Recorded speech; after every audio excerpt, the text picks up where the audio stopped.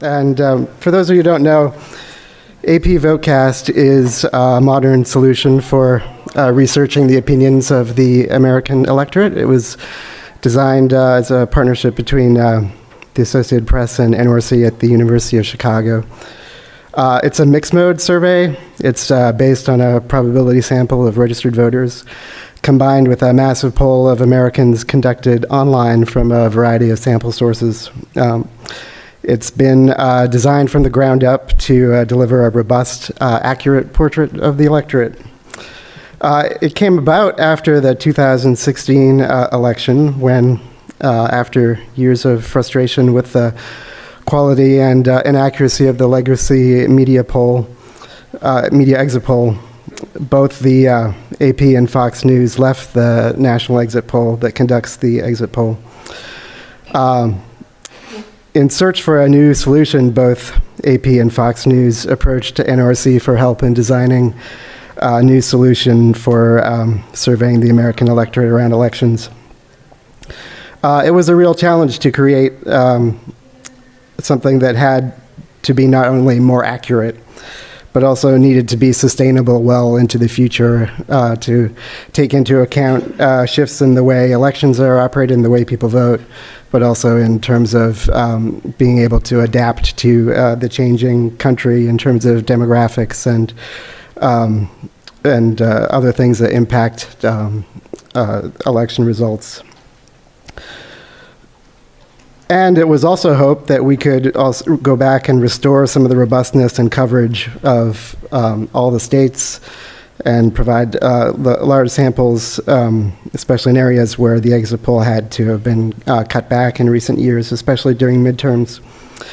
And then there was also the desire to maybe even add coverage of non-voters to try and understand the full picture of and story of the election, which also includes why some people don't participate at all. And so it was a real challenge that we had on our hands to try to come up with a new solution. After doing some testing in the 2017 election, we brought it live in 2018, and it was used in election coverage of the 2018 midterm elections. The first customers for AP VoteCast were Fox News and the Washington Post. Ultimately, several dozen news organizations, large and small, used AP VoteCast to drive their election coverage in 2018. So many of you know that NORC and AP have a long-standing partnership, and thus it was natural that the two organizations would wind up collaborating on this really, really important innovation. One of the reasons why the partnership has been so successful really is that the values of both AP and NORC are really so amazingly closely aligned, and just made NORC so much more comfortable taking on a task like this with a fantastic partner like we have at AP, with whom we work with so well every day. And one of the things that both organizations are committed to as a core value is transparency.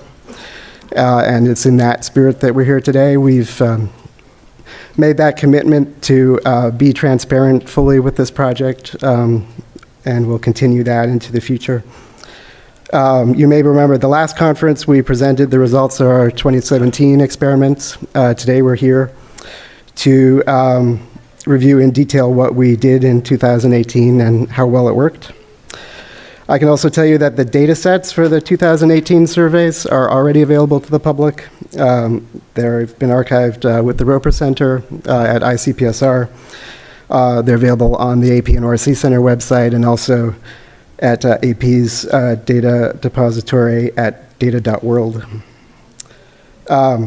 Before we get into the papers, I want to thank all of the teams that contributed to the development of AP VoteCast. Especially thanks to our friends at Fox News and the Washington Post who offered really, really valuable insights and resources to make this happen. And of course, to all of our amazing colleagues at the AP and NORC. There's just too many of them to mention, but we had a really fantastic team. On the panel today, I should have introduced myself at the beginning. By the way, I'm Trevor Thompson. I'm a vice president at NORC and director of the AP and NORC Center. I'm going to introduce everybody sort of now and tell you what they're going to present, and then I'll get out of the way and let everybody go on with their presentations. So try and keep things moving along so that we have lots of time for questions at the end. Jenny Benz is going to start. Jenny Benz is from NORC. She's going to give an overview of the methodology and the sort of basic results. Ben Skalland, who's down here from NORC, he's going to discuss some of the mode differences in terms of selection and measurements. David Sterrett here from NORC is going to discuss our use of calibration techniques and National MRP Model. Emily Swanson and Hannah Fingerhut from the AP are going to explore some of the really unique insights that only AP VoteCast can provide on the electorate, just in terms of some of the amazing data that we have. And Dan Malato from NORC is going to just give another example of some of the insights we were able to obtain from the data, especially around how the economy influenced voting behavior. And so with that, I will turn it over to Jenny. Thanks. Thanks, everybody, for coming out. As Trevor said, I'm just going to start with an overview of VoteCast. I'm going to talk a little bit about our approach, both in terms of the operations of the data collection and the methodology we use for weighting the sample. I'll give you some high-level results and then look a little bit at the VoteCast Electorate and talk a little bit about what's to come in 2020. So in the 2018 midterm elections, VoteCast ended up surveying 138,929 registered voters nationwide. The data were all collected starting on October 29th and went all the way through respondent poll close time on election day. VoteCast is a single survey, but it's made up of interviews from 3 different sources. So we had just over 40,000 probability-based interviews that were completed online after registered voters received a postcard invitation that pushed them to the web or to an inbound toll-free number that they could dial to complete the survey. We also used outbound dialing to follow up over the course of the data collection period. We had nearly 94,000 non-probability interviews that were sourced from opt-in panels across the country. And then we also had an overlay of about 5,000 probability interviews that came from NORC's multi-mode probabilities-based AmeriSpeak panel. We conducted interviews in English and Spanish, and any cases on the voter files that were flagged as likely Hispanic households received a specialty postcard that included recruitment instructions in both English and Spanish. So what did we do with all of this data? The survey provided estimates for all 35 Senate elections, all 36 elections for governor, the national House vote, and provided opinions on both voters and non-voters nationwide. The way VoteCast was designed, we had 25 high priority states, which included both approximately 1,000 probability-based interviews and roughly 3,000 non-probability interviews in each of those 25 high priority states. The other 25 states included opt-in only samples of anywhere between roughly 500 and 1,000. All of these cases were then combined with the AmeriSpeak national sample overlay to create the national survey and the national estimates. And in the end, we featured interviews with roughly 117,000 voters and just over 22,000 non-voters. So VoteCast employs a 4-step weighting approach in order to combine the probability and non-probability sources within the sample states. And then it refines all of those estimates at a sub-state geographic level. So I'm going to run through all of these steps relatively quickly. And Ben's going to talk a bit more about the probability sample and some aspects of that. David's going to talk about another step in the process. And then our colleague Ganesh has the presentation in the next session and is going to talk about the sub-state refinements. So the first weighting step, we provide demographic adjustments for both the probability and the non-probability sample, and then non-response adjustments for the probability sample. And that's the first step in the weighting process. In the second step, all of the non-probability sample respondents receive a calibration weight. And this weight is meant to ensure that the non-probability sample is similar to the probability sample with regard to variables other than demographics that might be predictive of vote choice. The calibration benchmarks are based on county-level estimates that we derive from an MRP model that leverages all of the cases that we collect, probability and non-probability, for VoteCast. The third step is a small domain modeling that is used to improve estimates of the combined samples at these sub-state geographies. So we identified in every state between 88 and 30 county groupings, and a small area model is applied to refine the estimates at the sub-state level, but it doesn't change the top line estimates for the state. And then finally, the weights are forced to the actual vote count at the end of the evening and over the course of the next few days. And we do that at the top line state level. We also do it at the sub-state level with these county groupings. And we are able to make that final adjustment for a primary race in each state and for secondary races in each state. So what did we find overall? Both operationally and methodologically, VoteCast delivered impressive results in 2018. Survey responses for VoteCast exceeded the overall targets by 13%, and the probability sample interviews exceeded the targets by 45%. What does that mean in terms of scope? In that roughly 1 week field period, we successfully mailed and delivered over 1 million different postcards. We placed over 440,000 outbound dials, and the overall response rates for the probability sample ranged anywhere from 2.9% in Nevada up to 6.6% in Wisconsin. At 5 p.m. On Election Day, which is a critical time for making editorial decisions, VoteCast said the Democrats were going to beat the Republicans by 9 percentage points in the total number of votes cast for the U.S. House, and the actual result was 8.6 percentage points. The survey was correctly projecting the winner in 92% of Senate and governor elections, and both the AP and Fox used the data in their race calling operations and for editorial coverage to explain election outcomes all over the country. So in this slide, we provide just a subset of results. We've included here a few races with the VoteCast estimate, the final vote count, and then the difference between the two for each of the candidates. We do have, as Trevor mentioned, both the data set, which is now public, that includes all of our weighting for before we force to the vote count and after we force to the vote count. And then we also have just posted a full evaluation report of the VoteCast methodology on the AP NORC Center website.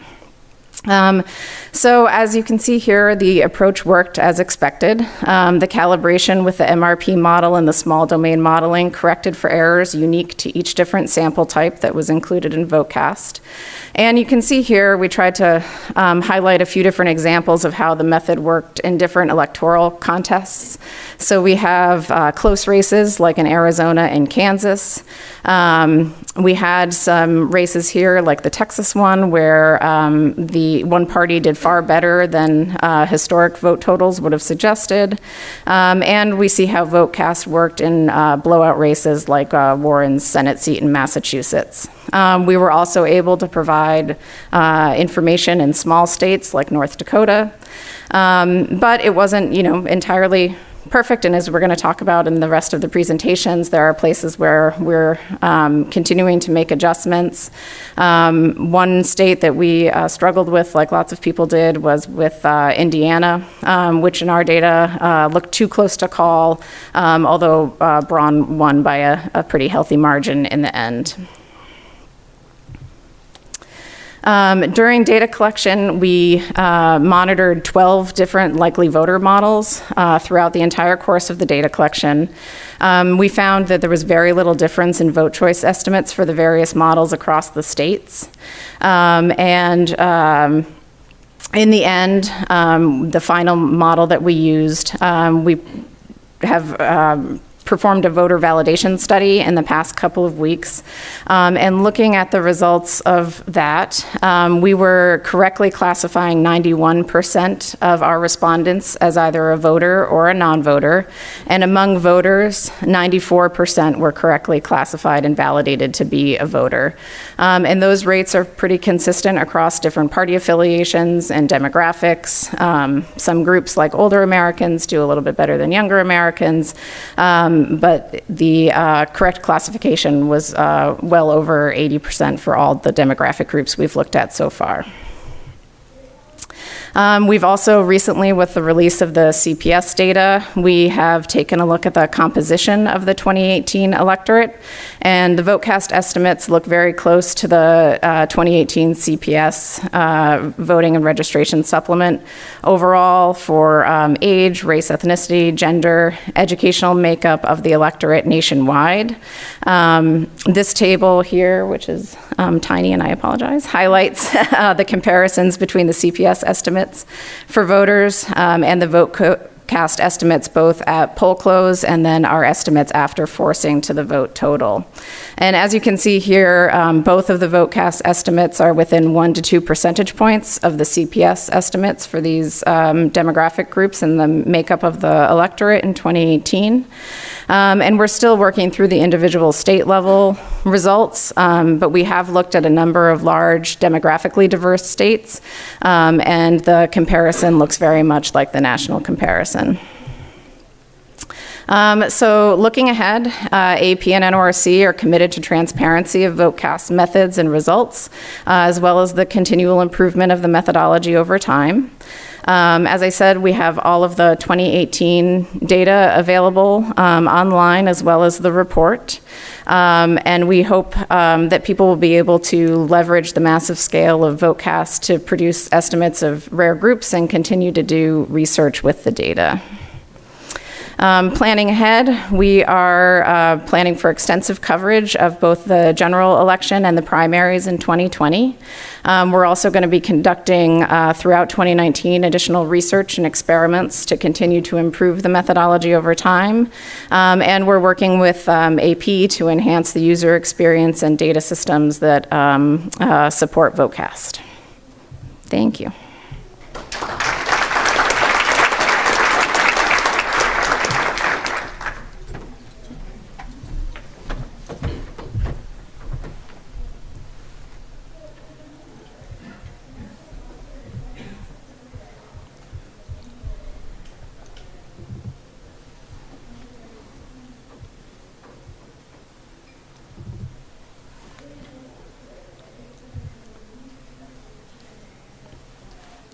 All right, hello. I'm Benjamin Skalland. I'm a statistician at NORC at the University of Chicago, and I worked on the sampling and the weighting for the registered voter list portion of the VoteCast in 2018. And I'm going to talk a little bit about differences we saw between those that were recruited by mail and those that were recruited by phone within that registered voter list sample portion.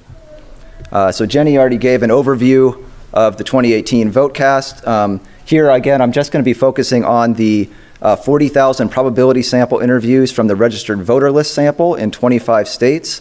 So I'm not going to be talking about the non-probability sample, and I'm not going to be talking about the AmeriSpeak sample. The registered voter list sample was recruited, as Jenny mentioned, by mail and by phone. Those that recruited by, everyone received a postcard asking them to either log into a website to complete the interview or to call us to complete the interview. And so the mail recruitment actually had data collection by web and data collection by inbound phone.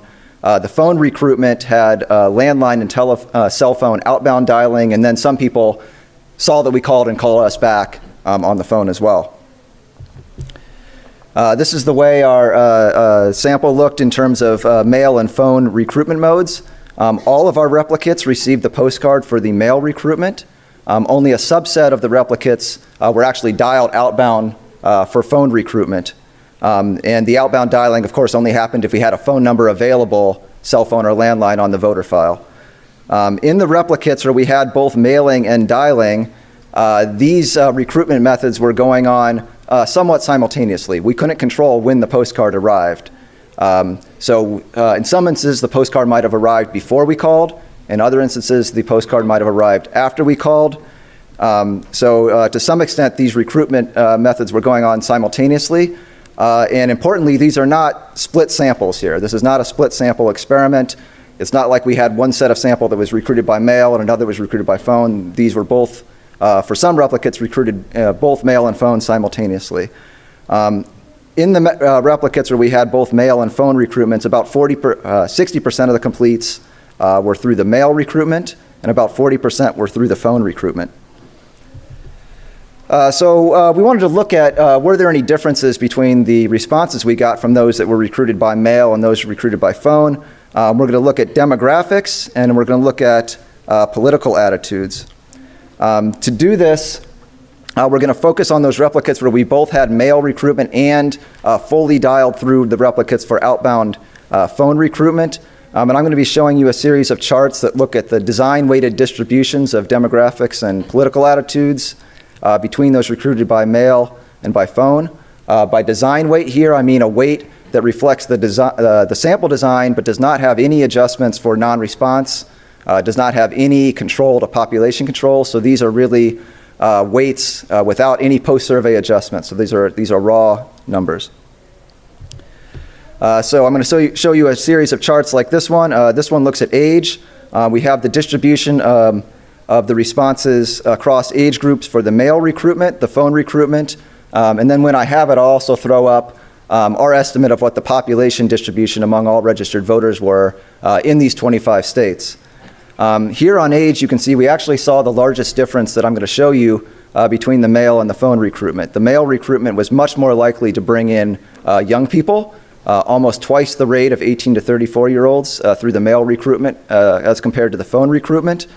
Pretty similar for the middle age group, and the phone recruitment brought in a higher percentage of 65 plus. Here's the distribution by sex. These are pretty close. The male recruitment might have brought in a bit more men, but these are not large differences. We also see some differences by race, ethnicity, but again, these are not that large. For Hispanics, it was actually the same between the mail and phone. But the mail did bring in a bit more white response, and the phone did bring in a bit more black response, although those differences are not huge. We do see larger differences by education, though. The mail recruitment brought in more respondents who were college educated and had postgraduate degrees, and the phone recruitment brought in more respondents that had high school education or less.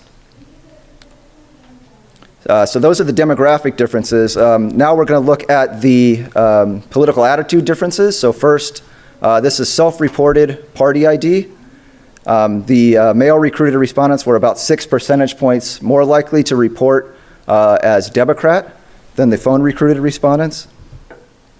The male recruits were about 6 points less likely to be favorable towards Trump than the phone recruitment. They were about 9 points less likely to say that the country was on the right track compared to the phone recruitment respondents.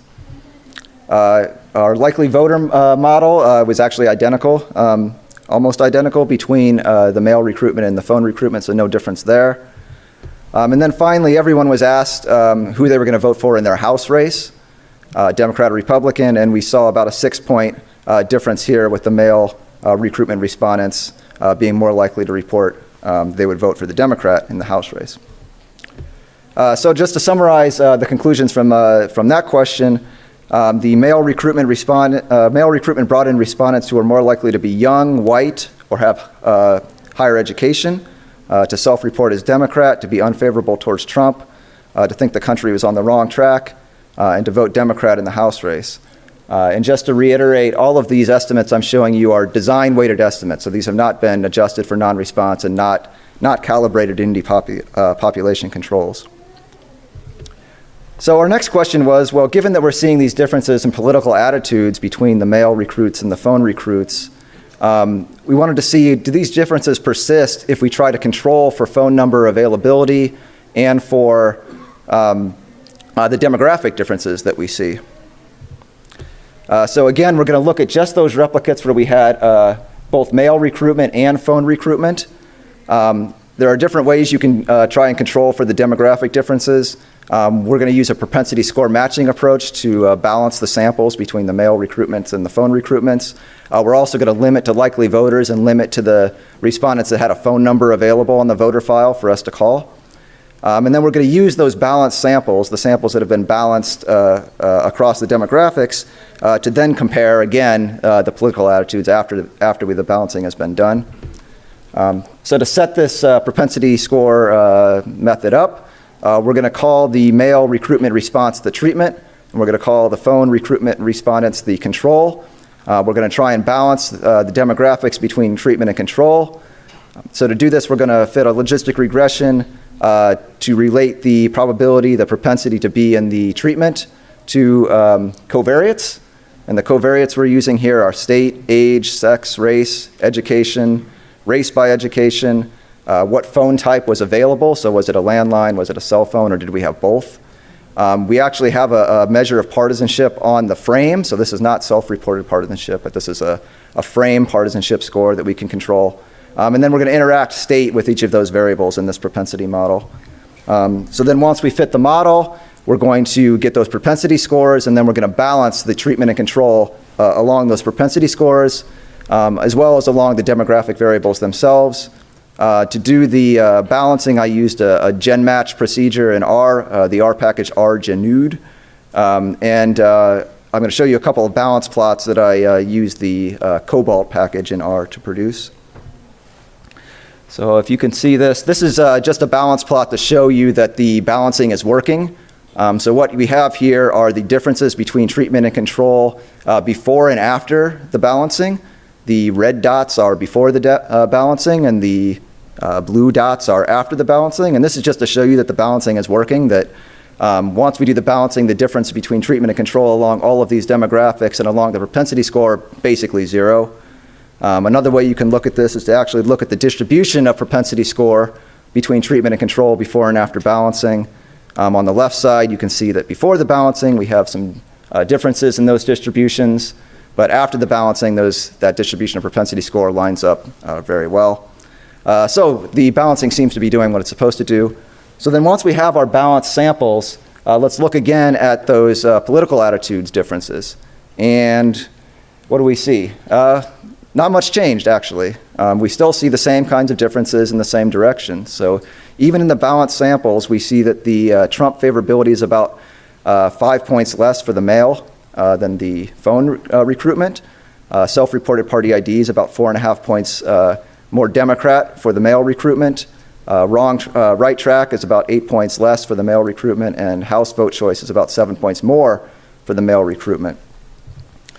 So what might be going on here? We balanced along phone availability and demographics, and yet we still see these differences in political attitudes. So everything on this slide is just speculation. We do not know in the end why these differences persist, but we're going to throw out some ideas here. One just might be enthusiasm. To respond to the mail recruitment is a little bit more of an effort than the phone recruitment. For the mail, you've got to take the postcard, you've got to go to a website and log in and do the interview, or you have to call us. For the phone recruitment, you only have to pick up the phone when we call you. So the mail recruitment is a little bit more of an active mode of response, and the phone recruitment is a little bit more passive. And so it might just be that the people that are going to more likely to respond by mail are the ones that are going to be more enthusiastic about the election. And for this election, it just might have been that the Democrats were the ones that were more enthusiastic. That's one possibility. Another is there could be a mode preference difference between Republicans and Democrats, even after controlling for the demographics. Again, to some extent, these recruitment modes were going on simultaneously, and it could be that some folks were going to respond regardless of what mode we threw at them, but then they just chose to one mode over the other, given the choice. That could be happening. We could have pure mode effects. You know, the same person might have responded differently if being done on phone versus being done on the web. The web interviews are self-administered interviews. The phone interviews are interviewer-administered interviews. You might see some social desirability effects there. You can ask yourself whether they're going in the direction you might expect. I don't think that this is what's going on here, but it's a possibility, so we threw it on there. And then finally, I control for demographics and phone availability, but there might be some other confounder here that I'm not able to control for. So for example, web access or comfort in using the web might be a difference between these groups that I'm not able to control for that might be causing some of these differences as well. So just to sum up, in 2018, the VoteCast, we recruited the registered voter list sample respondents by mail and by phone. We saw differences in demographics and political attitudes between the two recruitment modes. In some ways, the differences complemented each other. The mail recruitment respondents were more likely to be young, and the phone recruitment respondents were more likely to be lower educated and minority. And so something for us to think about is how to best utilize both of these modes to get the benefit of both of them simultaneously. And then we did try to control for demographics and phone availability, but we still saw these differences in political attitudes even after doing that. Thank you.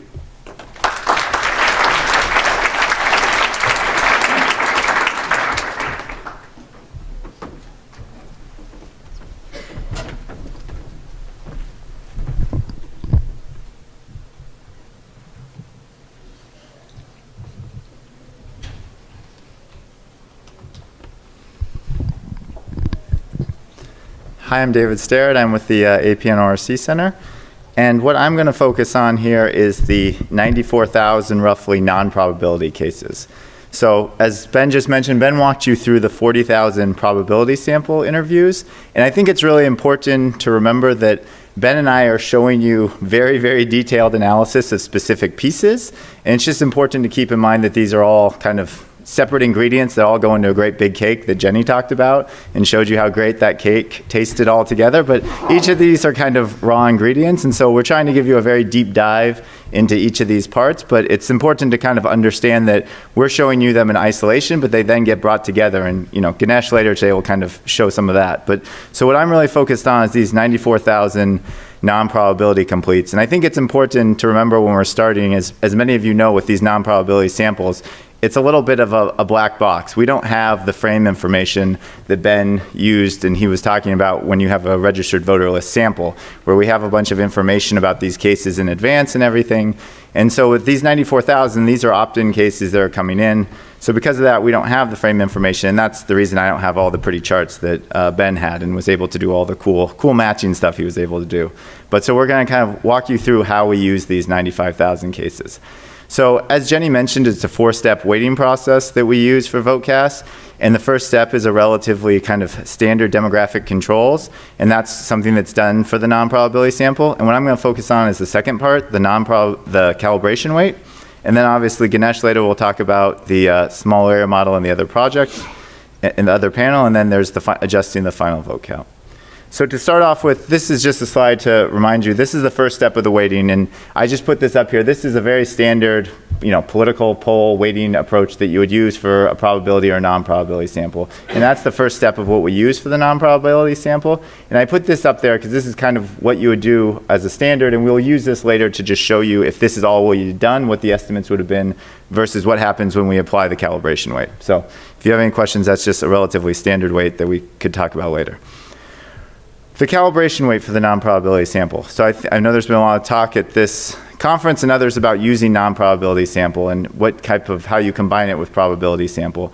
And so the way we kind of envision the calibration weight, and I think Jenny read this and probably read it much nicer than I will read it, but the basis is we're trying to look for things that are different. I mean, we can weight for demographics with the non-probability sample, but we've all seen that if you just do standard demographic weighting, probability and non-probability samples are producing different estimates.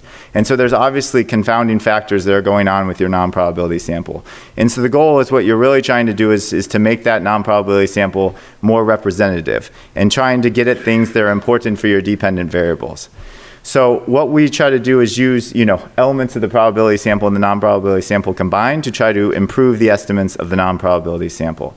And I think just as a reminder, I mean, we've all talked about how many cases there are, but it's important to understand when we're looking at just this non-probability piece, in states with really highly competitive governors and Senate races, we had 3,000 non-probability cases in a state, and we had 1,000 probability cases. But we also had 25 states where all we had is non-probability cases. And those were like from 500 to 1,000 non-probability cases. So, I mean, there were states that were being done solely on non-probability. And so what we really wanted to try to do was leverage all of the data coming in nationwide to be able to make those adjustments even for states where there wasn't a probability sample. In previous versions of VoteCast, we've just used the probability sample in that state, but obviously that's not going to work if you don't have probability sample in a state. So we had to come up with some way that we could still leverage those cases and to do it in the way that makes the most sense. So that's kind of the challenge with what we were trying to go after here. So I'm just going to walk you through, I mean, everyone likes to talk about MRP models and Mr. P models. I'm going to try to give you a very high level understanding of what we did.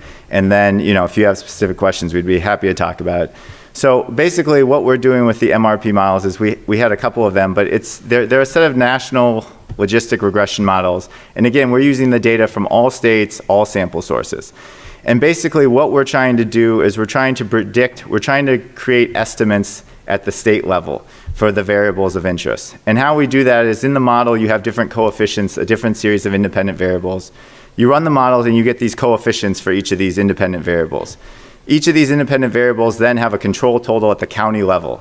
You take those coefficients, you plug them into the control total at the county level, and you come up with a county estimate. You then stratify the state based on those county estimates, so based on the proportion of registered voters in each county. So you come up with an estimate at the state level. We then basically use that estimate to rake the non-probability sample like you would with another demographic variable. And so obviously the variables that we're using here is, you know, we want to try to understand and make the non-probability sample representative in terms of key variables, which obviously, I don't know if it's important to many of you, but for VoteCast, the vote choice was kind of important. So vote choice is obviously a key variable, but also other variables attitudinally are very important. So what we're trying to do is to calibrate the non-probability sample to vote choice in these other variables. So obviously you can choose a lot of different variables and we looked at a lot of different variables, but the variables that we kind of settled on, and I think they won't surprise you that much, is that we really want to obviously make sure the non-probability sample is representative in terms of partisanship, Democrat, Republican, Independent, as well as we thought country on right and wrong track was another variable that. And so what happens is both these variables, what we're doing is we're generating an estimate at the state level using all of our data. We're not using any prior data or anything. This is all data based on all the survey cases, the probability and non-probability sample. There's no weighting to previous partisanship or anything, but we're deriving an estimate at the partisanship at the county level for every county in the country, and then we bring that up to the state level, and we have an estimate of partisanship and country right and wrong track at the state level. We then add those into the raking dimensions, so you're raking to the demographics as well as best estimates of partisanship and country on right and wrong track. So the MRP model is not actually used directly to try to predict vote choice. It's predicting predictors of vote choice, if that makes sense, is what the MRP model is being used to establish. So this is out of transparency. This is the details of the model. So I mean, the key point here is that we had lots and lots of cases. We had 120,000 voters nationwide. So instead of just running one model, we decided we actually ran 5 models. And what we did is group the counties, this is the county level, based on their vote for Trump in 2016. So these are, you know, you could basically think of quintiles of Trump vote. So the 20% of counties that voted the most highly for Trump, then the next 20 down to the bottom 20%. So what we did then is we grouped those counties together and then ran them in separate models. So basically the idea of this is what you're doing is you're taking data, you know, from counties in Iowa that voted very strongly Republican and using counties in California that voted very strongly for Trump, and they're in the same model, but counties in California that voted strongly for Clinton are in a different model. You know, so the idea is that basically what it's doing is you're interacting, you know, the previous vote with all of the other variables in the model, so that we're focused on comparing like-minded counties, because the idea is that the predictors will be slightly different in those. We use both individual level and county level variables. So the individual level variables are age, gender, and 2016 vote. Those are individual, that's done at the individual level. And then at the county level, we include a set of variables such as the percent of the racial and ethnic minorities in the county, percent of residents with a college degree, population density, and median household income. So those are all the variables that are used. So that's the basis of the model, and obviously we'd be happy to answer any questions if people have questions more about the specifics of the model. So now I'm going to walk you through kind of the results, what you actually care about. So I'm sure no one cared about the details of the model. So, but what we really want here is that this is what I showed you. This is the first slide if we did no calibration. This is just using the basic. So we took the non-probability sample, and if you just did your basic post-stratification on demographic variables, your age, your race, your gender, your education, these are the results that we would have gotten if we had just used those. Again, just for the non-probability. They obviously eventually get combined with the probability, but we're just trying to parse this out for you. So overall, the non-probability sample overestimated the share of the Democratic vote by about 2.2 percentage points. And it tended to underestimate, so we did 71 races, if you add up the governor's and Senate races are what these numbers are based off of. We had underestimated the Republican vote share in about 59 races and the Democratic vote share in about 12 races. And you could see that some of these are relatively large and they're in obviously opposite directions. And I meant people have used non-probability. This might not surprise you. There's wide variation in the accuracy of this non-probability sample. I mean, we had some states where it hits it, I mean, with just doing the demographics, it looks great. We have other states where you do the demographics and the demographics match up and you're 20 points off. And so, and obviously there's no recognition of what that is, you know, prior to actually knowing what the vote result is. So that's obviously why we don't just do the simple post-stratification. So moving forward to the results after we calibrate. So overall, I mean, we're looking at 71 races, so I tried to give you some numbers that were simple. So if you look at the average absolute error, it decreases by 27% after you do the calibration. So that's like 1/4 of your error is being decreased by using this MRP model approach. It obviously differs by state, but that's the overall. So here what we see is it shifted a little bit too. Now, after you do the calibration, the spread between candidates on the Republican, when you compare it to the actual election results, favors the Republican by about 1.6 percentage points more than the actual election result. But less than 2%, but it is showing over all races about a slight advantage for the Republican candidate more so than what it showed in the election. And again, here you can see that it made it more even. You know, we're not seeing, you know, there's overestimation in both the Republican and Democratic estimates when you do it this way. Okay, so I was going to show you, again, highlighting a few specific results so you have real numbers that are tangible for you, we're showing you the improved estimates as far as once you do the calibration. So the first two columns, that's what actually happened in the election. The third column is the pre-calibration, that's if we just do the post-stratification. The fourth column, that post-calibration spread, that's what happens after you calibrate. And then the green is if you don't want to look at any other column, you could see the absolute improvement. And so what you're seeing here is that these are the first three are states. These are all states where there is no probability sample. So we're relying completely on the non-probability sample in these states. And what you could see in the first three are tend to be highly Republican voting states. And if you look at it, if you had just post-stratified the non-probability sample, they have the Democratic candidate winning. But obviously after you do the calibration, it fixes the results and makes it much closer and has the Republican candidate winning. The bottom two, just to give you a variety of states, those were states that were obviously very heavily Democratic states that were won. But you can see again here, the calibration really improves the estimate. It brings the error down from basically, you know, close to 6 or 7 points, close to less than a percentage point. So these are examples of straight non-probability states where the calibration really helped improve the estimates. These are 4 states that, to show you, these states had probability samples, so this means they had about 3,000 non-probability, and we just selected, these are states that people were paying very close attention to, and they were very close races. And again, here you can see that the error, if you just look at that last column, the calibration is improving the estimates by about 5 to 6, 7 points. I mean, I think Indiana we talked about was a state that was problematic. If you look at it, when we did the initial post-stratification of the non-probability sample, it had the Democratic candidate winning by about 4 points. That was a race that the Republican candidate won by 6 points.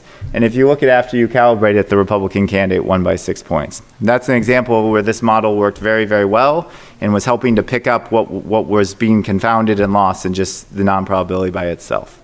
These are all results where it looks really good. But as Jenny mentioned, luckily I'll have a lot of work to do in the next year because the model wasn't perfect. There's definitely areas where we're still working to try to improve it. So a couple of the places where the model doesn't work quite as well and runs into problems. The first were states where there was really large third-party vote in 2016 because we're using partisanship, we're trying to predict partisanship, And one of the variables in the model is 2016 vote. So in states like Utah and Oregon, where there was a very large third-party vote, it didn't perform quite as well. Likewise, since there's some 2016 variables in the model, states where there was a giant difference in 2016 and 2018 in partisan vote, the model performs less effectively. As an example, Trump won West Virginia by 40 percentage points, if people don't remember, and Joe Manchin won re-election as a Democrat 2 years later. So in these cases, the model is less effective as far as estimating and providing benchmarks. So as far as additional research and moving forward, I think one of the big things we're looking at, and we have a lot of ideas, are different ways to capture more of this electoral context variation across states, and being able to, whether it's state intercepts or other ways to add more state variation to capture this so that the model is performing, well in all 50 states. We're obviously going to continue to look at other individual and county level predictors we could put in the MRP model, and also all other variables we'll want to calibrate to in addition to partisanship and right track, wrong track. Thanks.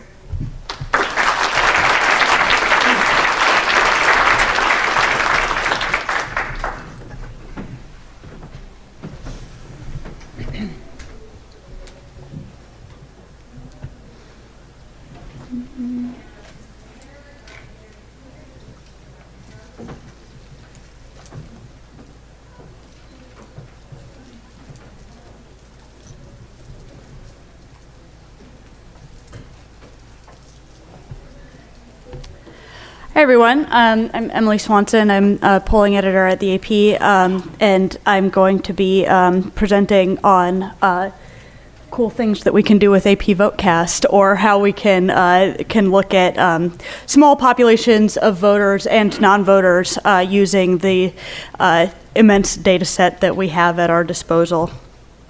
So you've already heard in fairly exhaustive detail about the methodology of VoteCast and its different components. So I won't repeat all of that detail, but I do want to mention a few details that are important to know for this presentation.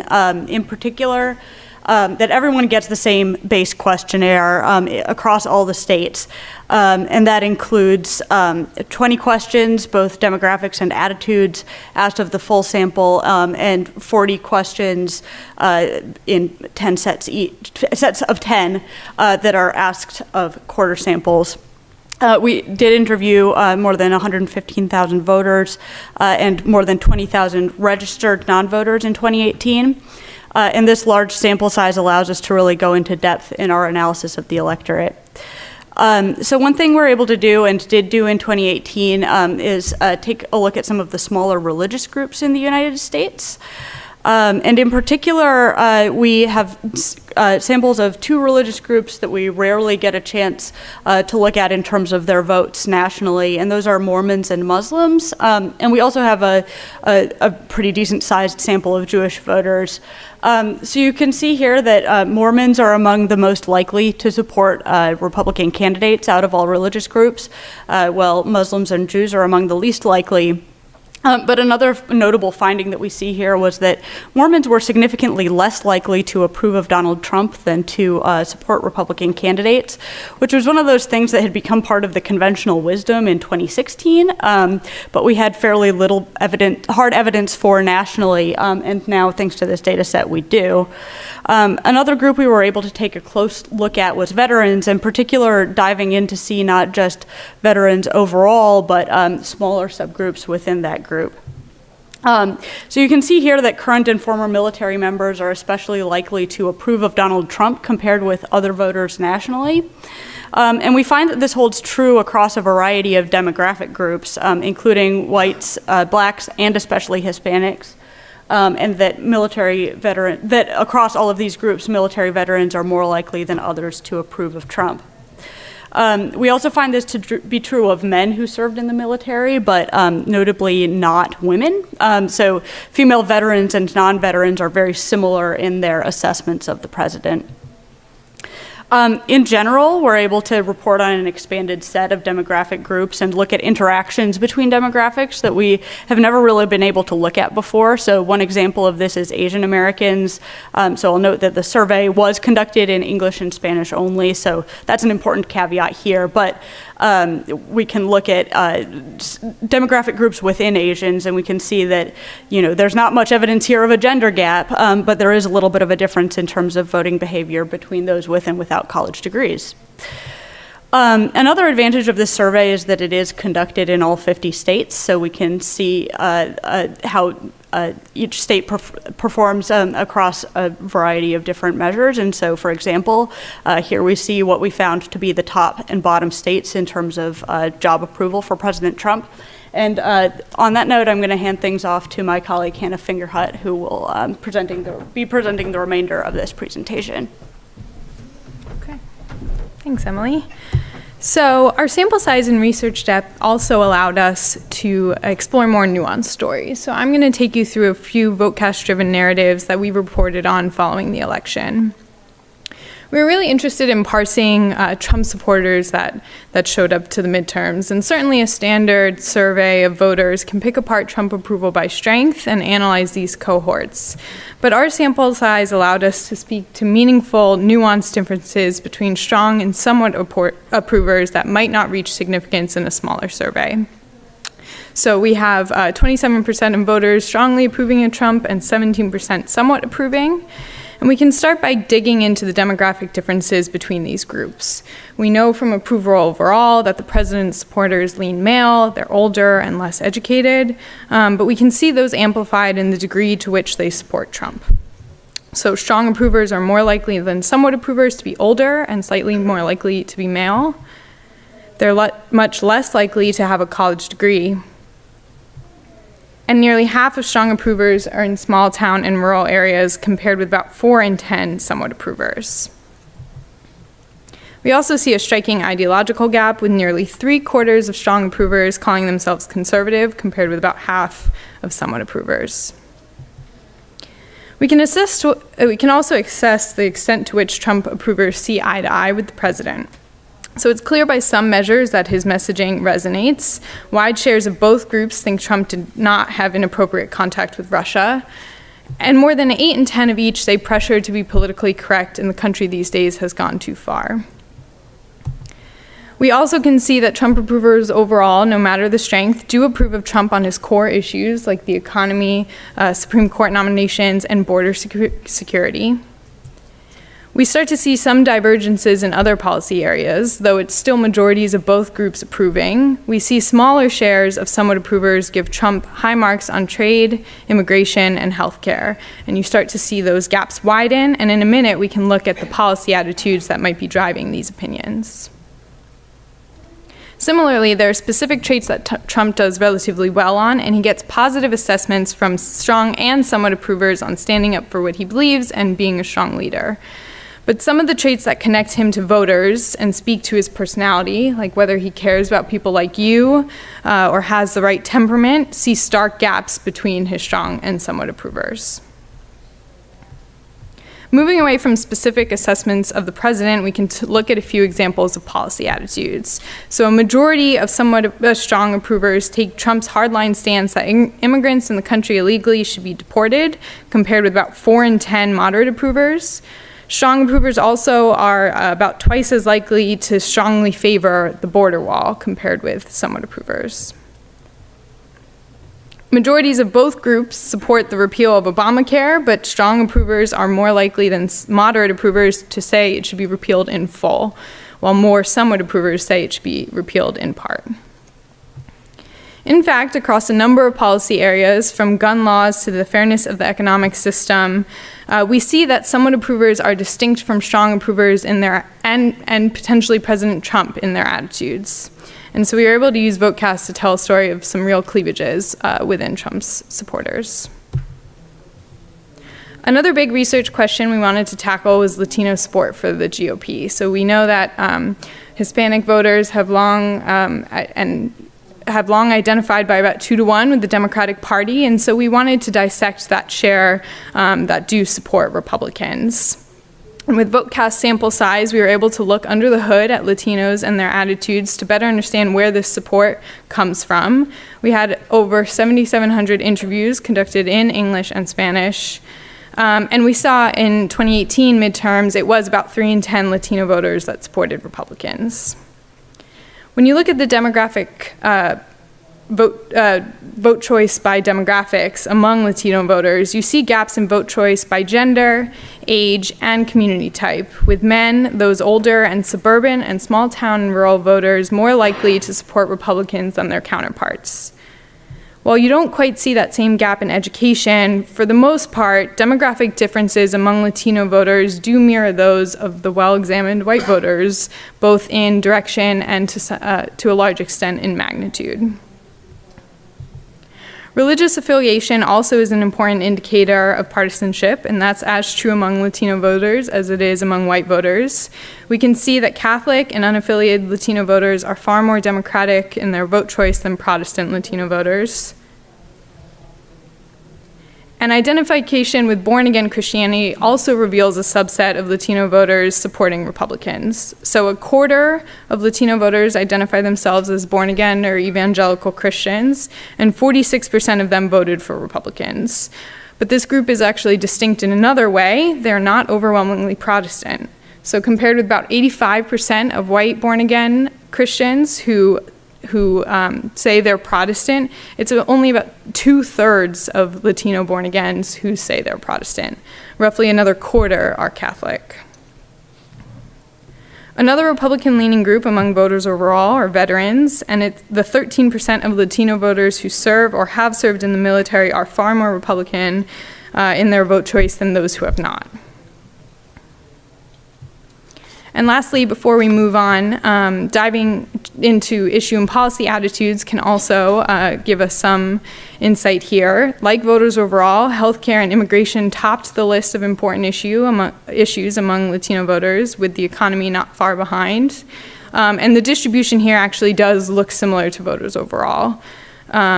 Latino voters who call healthcare the top issue are overwhelmingly Democratic in their vote choice, but Latino voters who identified immigration as the most important issue are divided, with 49% supporting Republicans. And you see a similar effect among those who identified the economy as the top issue, with 43% voting for Republicans.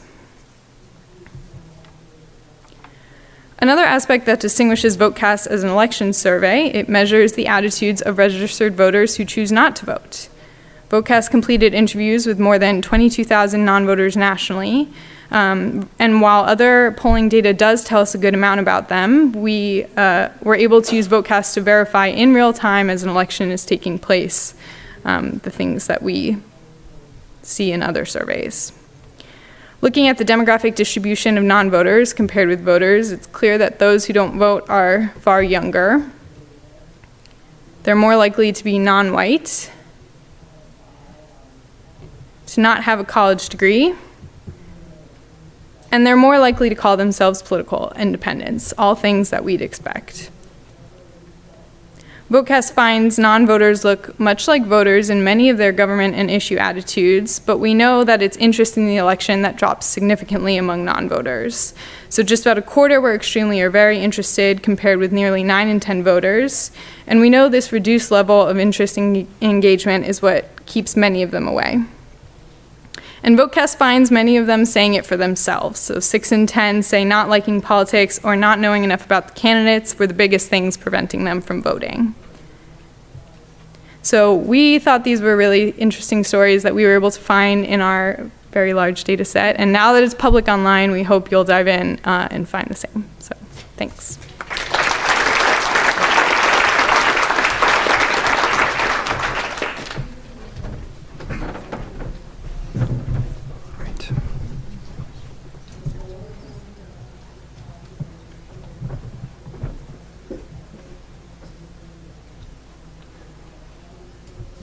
Sorry about this. Okay. Hi, everyone. I'm Dan Malato. I work at NORC.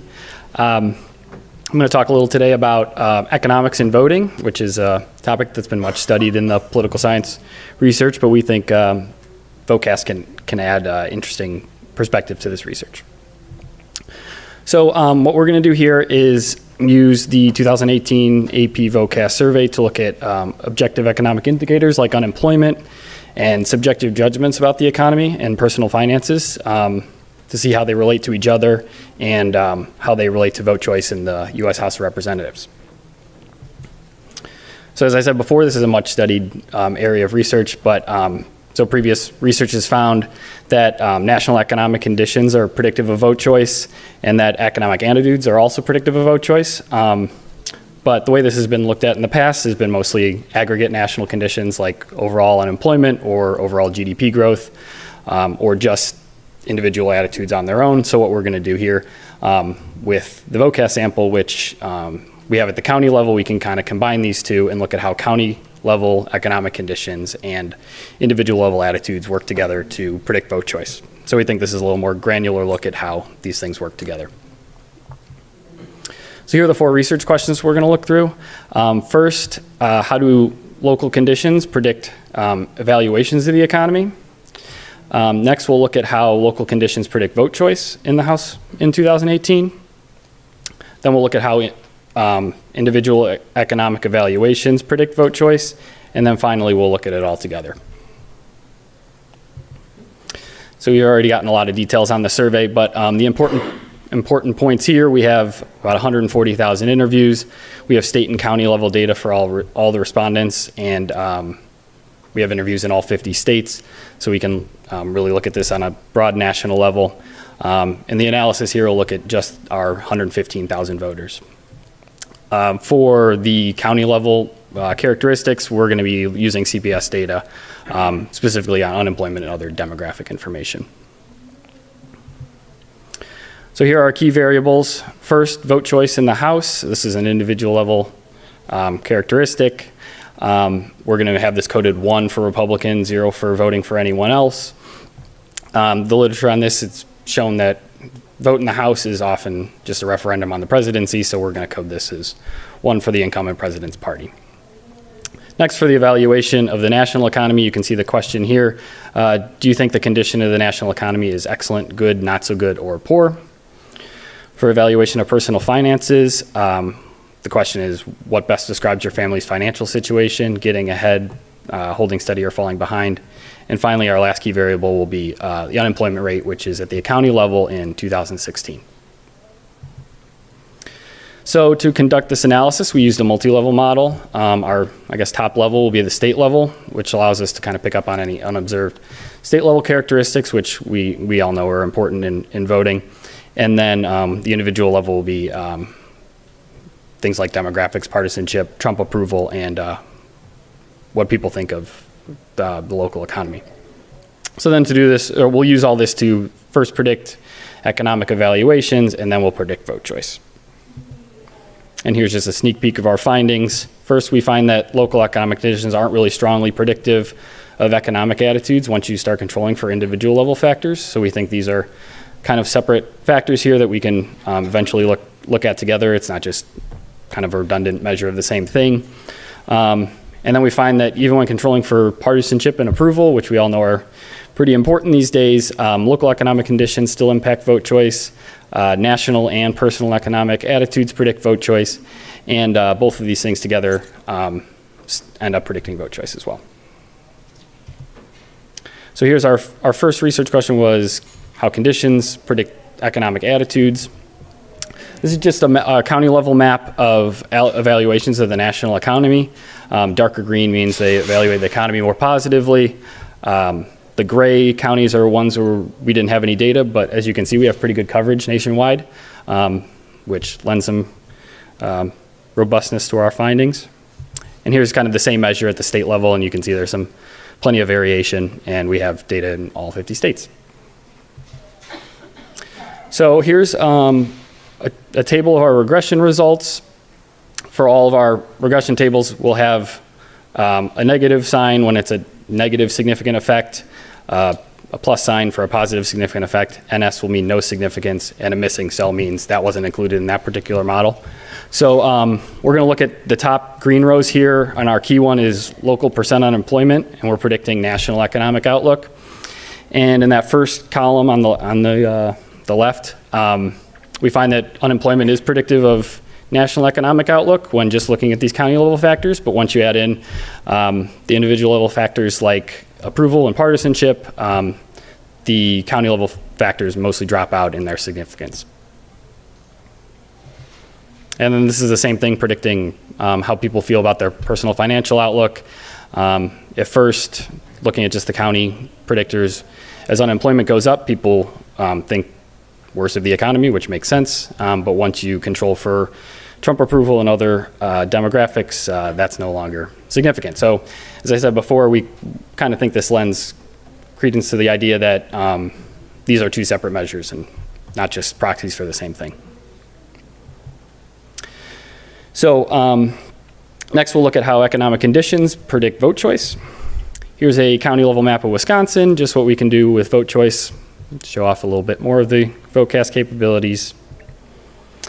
And then here again, we're looking at county level factors predicting voting for the Republican. And in that first column, you'll see that when it's just county level factors, as unemployment goes up, people are less likely to vote for the incumbent party as expected. And this holds even when controlling for individual level factors and Trump approval and partisanship. So in this day and age, that seems like a pretty significant finding. And this is so an interaction between unemployment and Trump approval. So what we find is that unemployment tends to matter more when people feel less strongly about Trump. So the first set of columns and then the fourth set of columns are the people who feel the strongest about Trump, strongly approve or strongly disapprove. As you can see, there's not much difference between how likely they are to vote for the Republican in the House when they already kind of have their minds made up about President Trump. But those who feel less strongly, there's a bigger gap. Those in low unemployment areas are significantly more likely to vote Republican. So then our third research question, how economic attitudes predict vote choice. So we leave our county level factors behind for this one at first, and we'll look at first national economic outlook and how that predicts vote choice, then personal financial outlook, and then finally both together. So in the first column there, we find that as people think the economy is doing better, they're more likely to vote for the incumbent party still, even when controlling for Trump approval and partisanship. And while the effect size isn't quite as big as those things, it's still significant. We find a similar story with personal financial outlook, still significant when controlling for approval and partisanship. But then when we look at both of these together, approval drops out, which will become more interesting when we look at our full model at the end. So this is just kind of a diagram of how we think these things are operating. Partisanship and demographics predicting economic outlook, and then all that leads to vote choice. So then our final model, looking at both conditions and attitudes together, predicting voting. So yeah, we're going to have all our county level factors here in green, all our attitudes in blue, the partisanship and Trump approval in red, and then our demographics in gray. Our first model, just looking at national economic outlook, and we're leaving out financial outlook for now. We find that both percent unemployment and economic attitudes were predictive of vote choice, even when looking at them together. And then we see the same story for personal financial outlook. And then the last column where we have both our economic attitudes together. National economic outlook is now significant. So we think this shows that if we didn't have our county level factors, we might conclude that maybe there's some redundancy there and nothing's proving predictive, but our county level factors kind of control for something, and we find that national economic outlook tends to matter more in a kind of a referendum at the national level. So then here's our updated chart with our local economic conditions. So our final takeaways, while partisanship and presidential approval still obviously matter quite a bit, economic conditions and attitudes still influence vote choice. We thought with VoteCast, our large sample size allows for the state level modeling that improved our predictions of economic attitudes and vote choice. The county level data definitely adds to the picture. Both local conditions and economic attitudes are predictive of vote choice when modeling them together. And local conditions end up mattering more in predicting vote choice when people feel less strongly about the president. So a few ideas for future research here. I want to explore more in how conditions, attitudes, and partisanship interact to determine voting. This is a complicated picture with a lot of confusing directionality potentially, so we want to dig into that more. Also might be able to look at additional economic attitudes, like opinions about trade. We asked about how Trump's trade policies are impacting the national and local economy for all our response on the VoteCast survey, so we can look into that and pair it with county level data on manufacturing and other trade-related economic indicators. And finally, hopefully apply it to future elections. We'll see how this turns out in 2020. That's all. Thank you.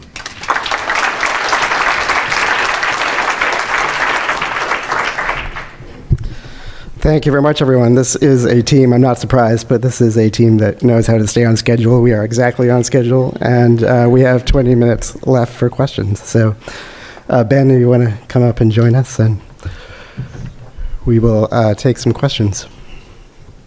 Ben? I'm really curious about, you mentioned that this model is going to be used for the primaries. Can you speak a little bit more about that? I mean, I understand how in 25 states you could rely on non-probability and get a pretty good picture, but how's that going to work in the primaries? It's a pretty big topic, I guess. I don't know if you guys can address it. Who wants to take that one?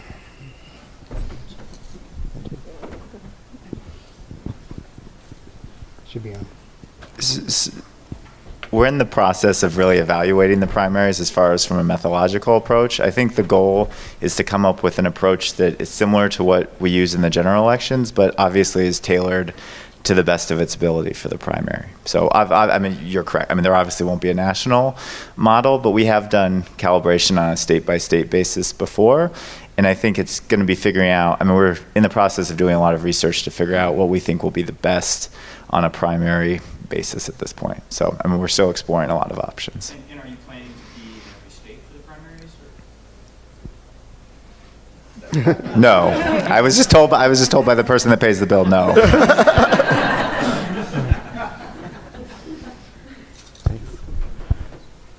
Sir? Question for Ben. Can you share with us your experience with the voter list, specifically with respect to its completeness and quality, and what measures you took to compensate for any issues that you had with respect to those two issues, if you experienced them?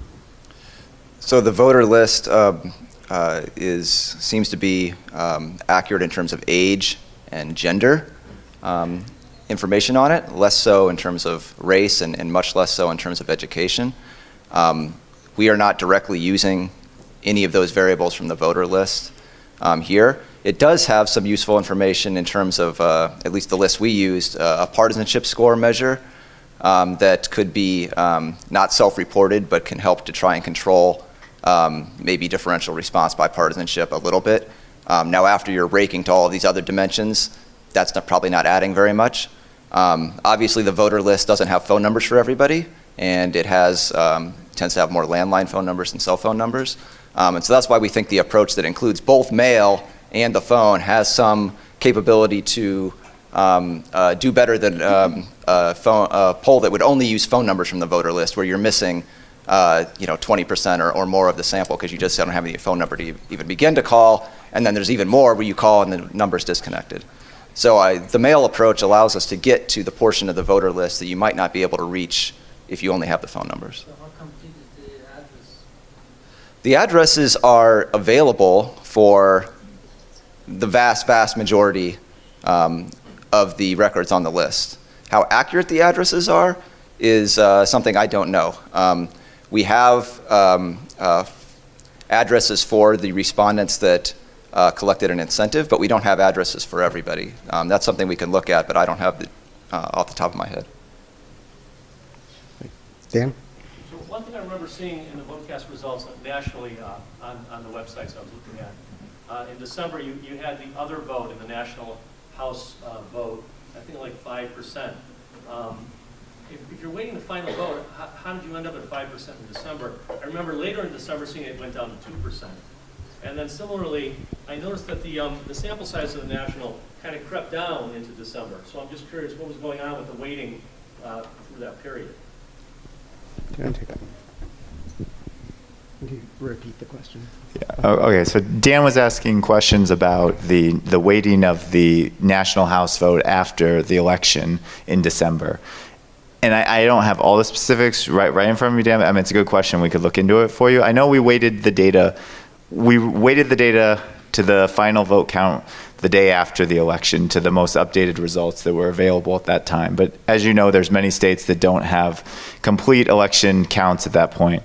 So we then weighted the data again in December, I'm pretty sure, as you noted, and the final data that's up on the website was actually weighted at the end of January, because at that point we were confident that all of the states had most of their data in.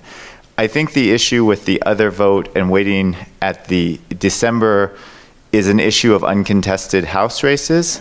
So because we're doing a national sample, we have respondents in uncontested House races where they can be giving an answer to a candidate that doesn't actually exist. They could be saying they're voting for a Republican candidate when there is no Republican candidate on the ballot. So to adjust for that, for certain states like Florida and California at that point that had not certified their congressional races and hadn't counted uncontested House races, we basically just waited to state races at that point until the states had fully updated those uncontested House races, where they start counting the votes later in the year. And how about losing respondents over time? The sample size went down into December. I didn't look at January, but I saw it for December. I'm not I don't think so, but I'm not disputing you, but we can look into it, but if it did, it was not intentional, and I don't, I did not notice that, but okay. Thank you. Questions? Murray? Yeah, I was curious about the mail part we were talking about. What kind of lead time did you give for it? And you said there was an incentive. No. What incentive? What did you do for incentive? There was no prepaid incentive. Can you repeat the question? Yes, the question was about the mail recruitment and what lead time we gave for the mail to arrive, and also what incentive protocol we used. So there was no prepaid incentive, but there was a promised incentive for the mail and phone, just as there were for the, do we do non-probability incentive? Maybe not. But for the mail and the phone, had the same promised incentive protocol. In terms of the lead time, it was like a $5 to $10 incentive. Yeah. In terms of the lead time, the mail went out the week before the election. It went out, I believe, on the Monday. Is that correct? When we're talking about the 8-day field period, that is that includes the first day that mail began to hit people's. So you started both at the same time. Yeah. With the phone calls, I believe, pretty heavily weighted to the latter half, but yes, it began at the same time. And what was your response rate? I'm not in both of them. The overall response rate was like 4.5%. We found variation across states. The lowest state in Nevada was a little over 2%, but then states like Wisconsin, it was over 6%. Was that, you mean by mail was 4? Total response rate. And the phone? Yes. Together, Yes. How much difference? You didn't break the look at the difference between them? You can't compare them. They're not apples to apples, because everybody received a postcard. Every sample member received a postcard. Not all people were attempted to be called. Because the phone was used, we started dialing at about the same time the mail went out, but for most people, they received the postcard before the phone calling started, and the phone was more of a non-response. It wasn't exactly a non-response, because we're talking about such a short field period, but they go out at the same time, and for most people, just because most of the dialing happened the last 48 hours before Election Day, so most people got their postcard first, and then we attempted to call people in that 48-hour window. When you started the last part, it was of people that didn't respond. In most cases, but we actually, and I think other people have seen this with mail, we actually find, we expected that people would get the postcard and they would either respond right away or it would be done, but there's a decent amount of responses that keep coming in on the web via the mail over time. Jen?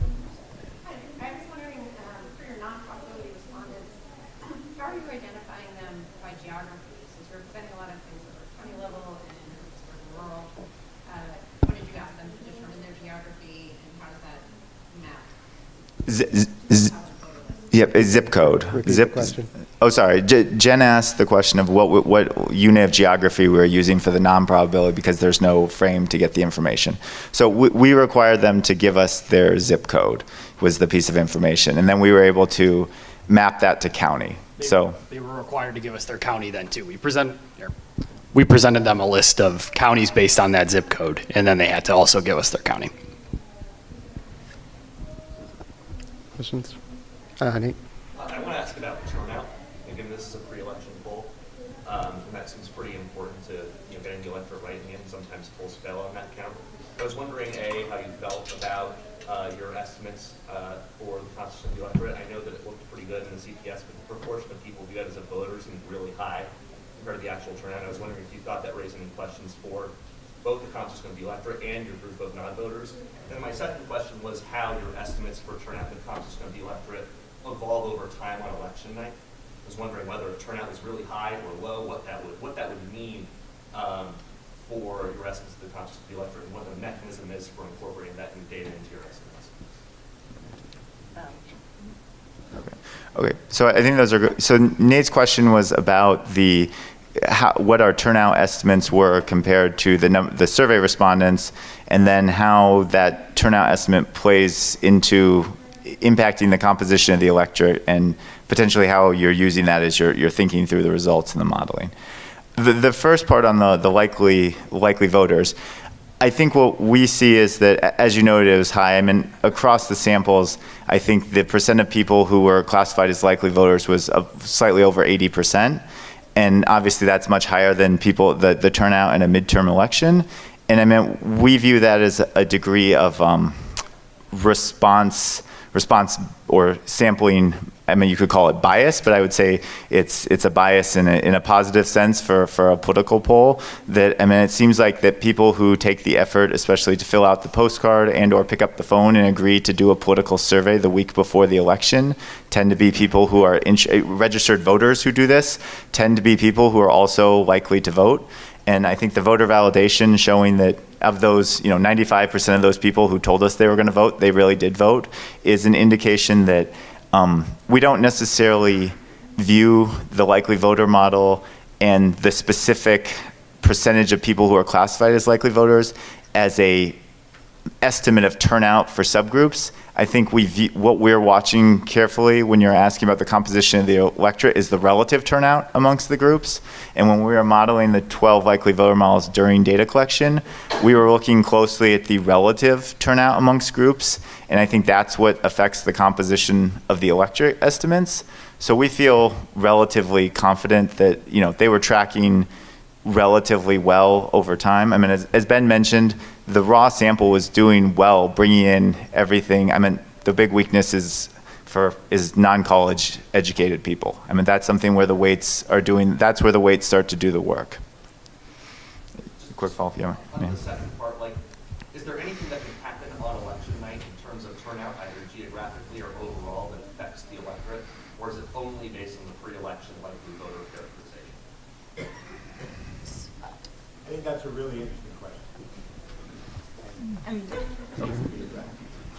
Repeat the question. So the question was about whether there are things that happen on election night that could affect the composition of the electorate. And so I would say a couple of things to that. One is that just like with the traditional exit poll, the data are being weighted at the end of the night to final vote count, and that's in a number of small geographic regions within the state, I think up to 30 within each state. And that's both in terms of how they voted and how many people voted within each state, and then each state as it is part of the whole. So hypothetically, that adjustment, I think, should help refine our estimates of what the composition of the electorate is. We did look at the the comparison of our estimates against the CPS estimates for the composition of the electorate, both before and after that final weighting, and it didn't make a ton of difference. I think that maybe in the report, if it's not, I think we could get it to you. We've done that for both, and it was very close both before and after. Right. Arnon? The reason I thought it was a really important question and something that's worth focused on is because there is a data set here which contains people we think are voters and people we think are non-voters. And historically what you do with an exit poll is you force that vote, the outcome of your voters to what the actual outcome is. But with this data set, you can engage a great deal of sort of analysis and realize, wait a second, we thought this was going to be a high turnout Democrat and high turnout Republican election. But lo and behold, what's turning out is these people we thought were voters turned out not to be voters. And so there's a number of models one can conceive of building that take that into account as the vote comes in and realize this is really what the electorate vote is. And I think that's something not for this year, but for the future that is definitely working. All right. Well, Arno wasn't actually asking a question then, but I will just sort of briefly summarize for the online audience. But he was just pointing out I do agree, but Arno was just pointing out the advantages that we have of our data set, which is that we have a lot of non-voters as well, so that on the fly in analyzing the election, we can run a few different models and different scenarios of turnout and bring in some of those people who in other models would be classified as non-voters, and we have some flexibility in the data set to look at that on election night and use it to guide analysis as well. Here.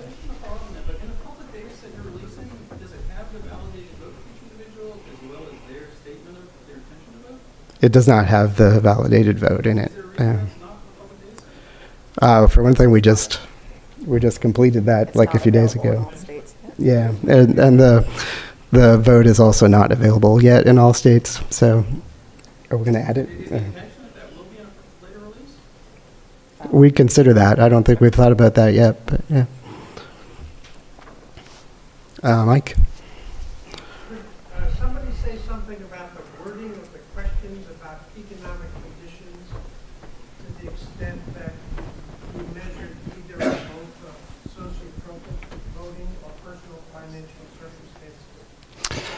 Yeah, so we, for measuring sociotropics of the national economic conditions, it was, I don't have it in front of me. We showed it on the screen, but it was how do you evaluate, how do you think the national economy is doing? Excellent, good, not so good, poor. And then for the pocketbook issues, it was, are you and your family falling behind, getting ahead, or, about holding steady, I think were the two. So was there more details you wanted on those, or? Did both the measures then go into the model, or just the national economic? Yeah, we put both into the model. Oh, or is this for the weighting? Okay, in my model, yeah, we looked at them individually and then together at the end. And we found that the sociotropic won out, which is, I guess, pretty consistent with the literature.